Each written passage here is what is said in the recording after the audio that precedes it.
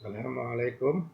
Dalam latihan ini saya akan menunjukkan cara bagaimana untuk kita switch daripada 2D environment ke 3D environment.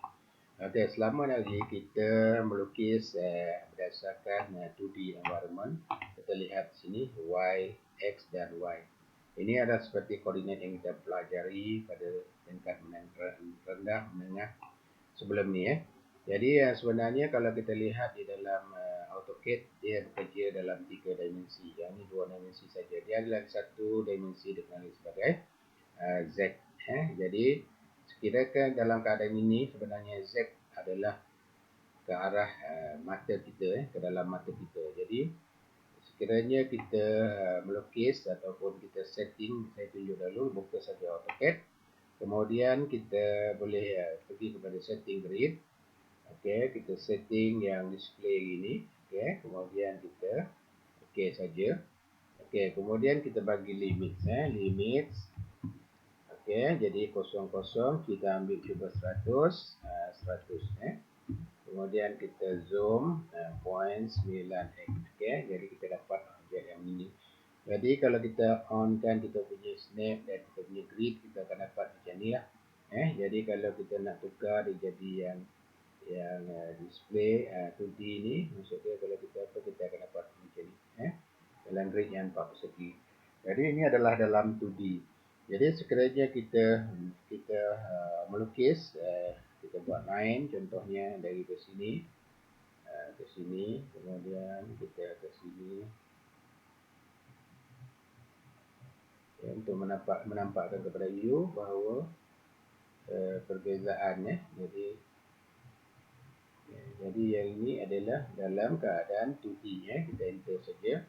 Jadi ini adalah keadaan 2D seperti mana yang kita pelajari yang lepas Jadi sebenarnya bila kita nak buat yang ini, dia sebenarnya dalam keadaan 3D-nya adalah seperti ini. Sekiranya kita boleh gunakan ke sini, kita boleh view kemudian kita 3D view, kita boleh tengok ini kebanyakan adalah pada bahagian top.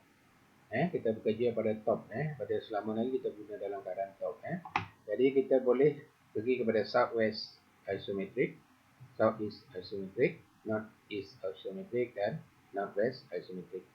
Jadi itu satu daripada kaedahnya, ataupun kita boleh gunakan kat sini. Yang ini kita top, yang ini kita klik saja, kemudian kita pilih mana satu. Kita nak pergi southwest ataupun southeast.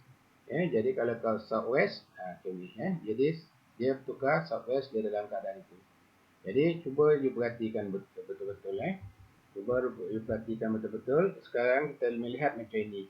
X sebelah kanan, Y sebelah atas. Jadi kalau kita switch kepada 3D, 3D southeast, southwest. Kita lihat ke sini. Lihat dia punya UCS ini dikenali sebagai UCS.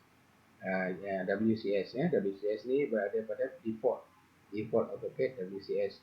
Jadi sekiranya kita gerakkan WCS tu ke sebelah kanan, sebelah kiri, ke atas, semua dikenali sebagai UCS, User Coordinate System. Jadi ini adalah WCS, World Coordinate System. Dia adalah default bagi AutoCAD. Jadi di mana titik ataupun kita punya objek ini, di mana kita punya WCS, di situlah titik kosong. Dan di mana UCS kita bawa, yang itu juga adalah titik kosong. Jadi apa yang kita lihat dekat sini, kalau kita lihat top, di dalam keadaan yang ini, betul? Jadi yang ini dalam keadaan yang ini. Jadi bila kita switch, dia akan menjadi macam tu kerujukan. Ada satu lagi dimensi ke arah atas ataupun ke dalam mata kita.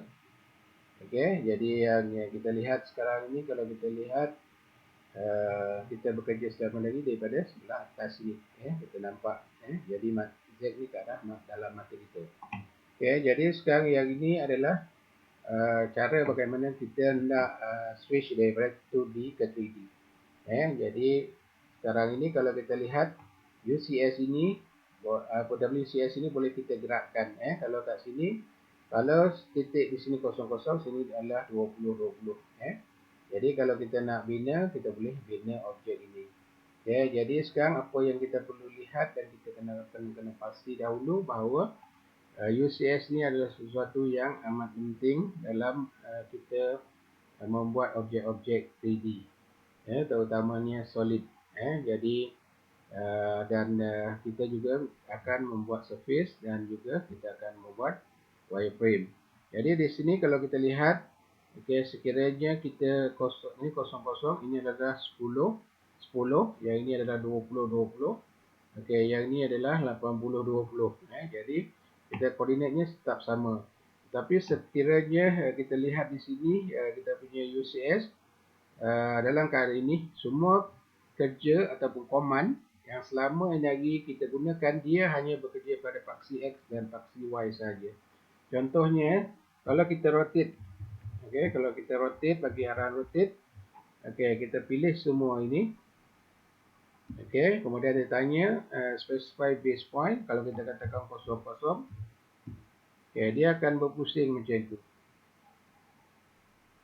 Dia akan rotate macam ini. Jadi kita nampak ni, dia rotate pada paksi X dan paksi Y saja. Dia tidak akan rotate pada paksi ZX ataupun ZY. Dia hanya pada YZ, XY saja. Yang melibatkan Z dia tidak akan bekerja. Semua command yang sebelum ini. Jadi untuk kita dapatkan, sekiranya kita mahu bekerja pada dinding di sini ataupun pada satah X dan Z ini, kita perlu rotate kita punya UCS ini. Itu akan berlaku pada, kita akan belajar pada kemudian. Jadi sekarang kalau kita nak lihat dekat sini macam mana kita nak gunakan arahan ini, kita telah melukis. Okey, jadi objek ini kita telah lukis tadi. Jadi kalau kita ingin membina satu objek dalam keadaan solid, jadi kita perlu dahulu cantumkan ini, objek ini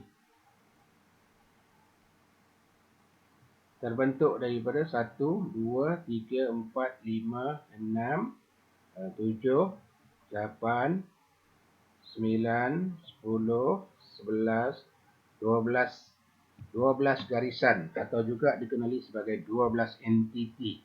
E-N-T-I-T-Y, entity. Jadi untuk kita jadikan objek ini objek solid, kita boleh membuat daripada, kita boleh gunakan kaedah yang selama ni kita buat. Kita lukis dahulu profile dia pada ataupun top pandangan atas dia. Kita lukiskan pandangan atas tu, kemudian kita akan tebalkan dia dalam menggunakan kaedah yang sini. Sebelum kita nak tebalkan dia menjadi satu objek, kita kena cantumkan 12 entiti ini kepada satu melalui arahan P-edit. P-edit. Kita select objek, select tunjuk satu. Tekan yes. Enter. Tekan J, join, enter. Jadi kita pilih, kita tunjuk 1, 2, by window pun boleh, satu-satu pun boleh. Jadi yang ini,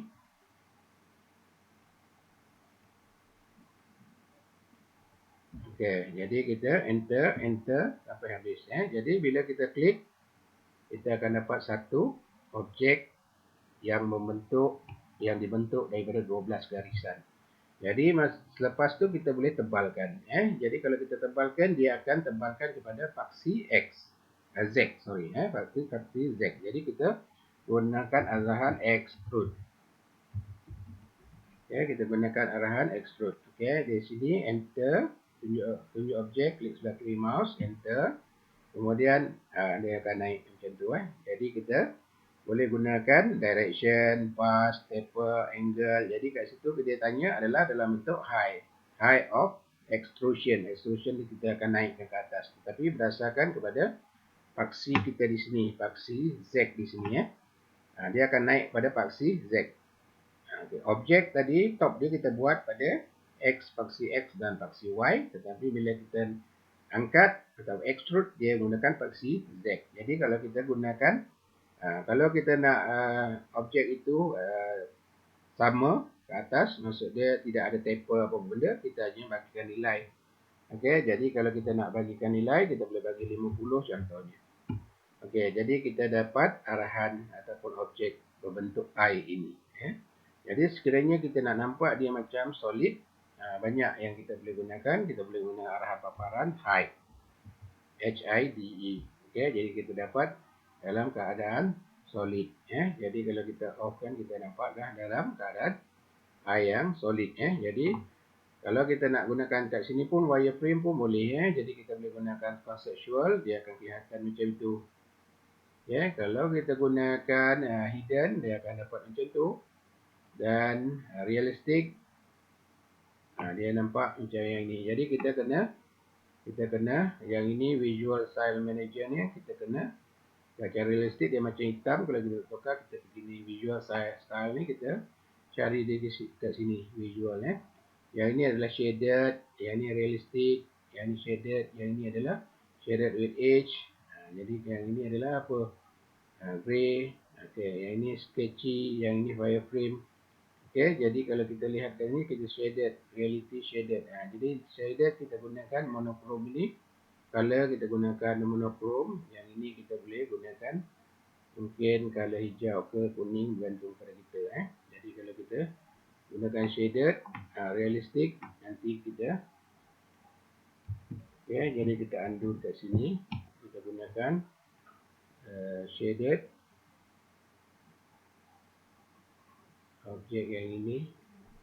Jadi yang kita gunakan kat sini adalah realistic concept 2D wireframe. Kita gunakan 2D wireframe. Kemudian kita pergi tekan yang ini, kita pergi visual, kita nak gunakan shaded, kita cari shaded yang ini, kita gunakan color monochrome, kemudian kita gunakan cari yang ini green.